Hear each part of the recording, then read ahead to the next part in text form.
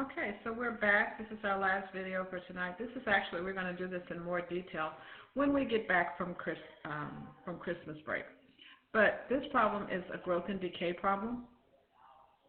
And the way it will be given to you is the rate of change is proportional to the amount present.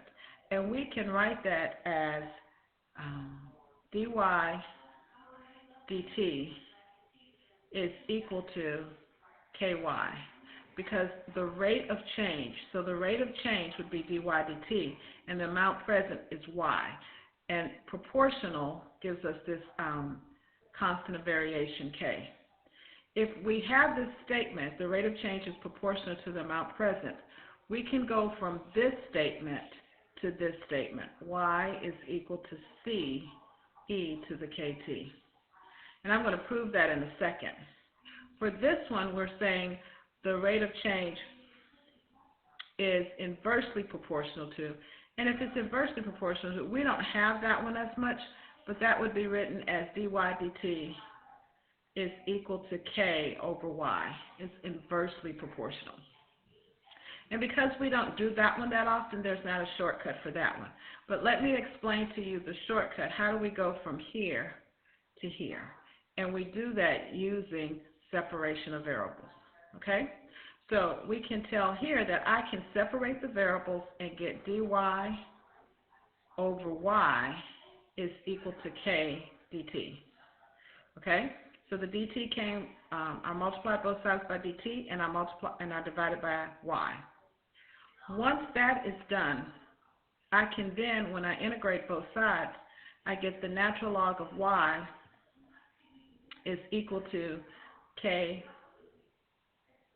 t plus c. Rewriting that, I can get, or solving for y, I get y is equal to e to the kt plus c. So how do I go from here, from this to this? Well, quite simply, if I use a property from Algebra 1 that says, recall that if I have a to the, let's say, squared times a cubed, that's equal to a to the 2 plus 3. Do you remember that from algebra? Well, so I'm going backwards here. So then if I have a to the 2 plus 3, that can be written to a squared times a cubed. So I can rewrite this as e to the kt times e to the c. E to the c is simply a constant. And so I'm going to call that constant simply c. So now I have c e to the kt. And so that is the way that we can write that. Now, if you have a multiple choice question, if they give you this statement, if it's multiple choice, you can go immediately from this statement to this statement without proving it. However, if it is a free response question, you're going to have to go through these steps to prove it. Okay? Let's do a quick example. Most of your questions will be multiple choice. So let's say we're given this question. The rate of change of y is proportional to y. So that means I can go immediately to this statement. I can immediately go to, erase this, y is equal to c e to the kt. Because they told me that the rate of change is proportional to y, I can immediately go to this statement. What they're saying is what we wrote before, dy dt is equal to proportional to y. But because I know by separating the variables I'm going to get to this statement, I can go immediately to this statement if it's multiple choice. Now from this, they want me to find the value of y when t equals 3. They gave me the initial condition that y is equal to 2 when t is 0. So that means that c is equal to 2. If you want to prove that, we would say y is equal to, 2, which is equal to c e to the k times 0, because they told us that time is 0. When anything raised to the 0 power is 1, so then that just means that 2 is equal to c. So now I can use the next statement that they gave me. When t is 2, y is 4. So using this statement, I have y is equal to c, which is 2, e to the k times 2.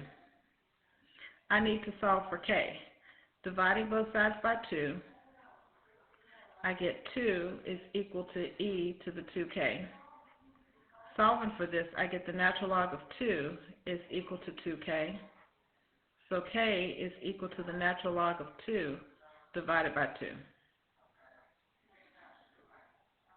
So now I have c and k. I can now find y when t is 3, because my new equation now is y is equal to c is 2, e to the natural log of 2 over 2 times time. And I want to know what is y when t is 3, so I have y is equal to 2e to the natural log of 2 over 2 times 3. Now, I'm perfectly fine with you leaving your answer like that, but you could also use your handy-dandy calculator to figure out what that is. So that would be 2e to the 3/2 natural log of 2. And if I put that in the calculator correctly, I get 5.6568. Remember to go 3 places behind the decimal, 3 places behind the decimal at least. Okay?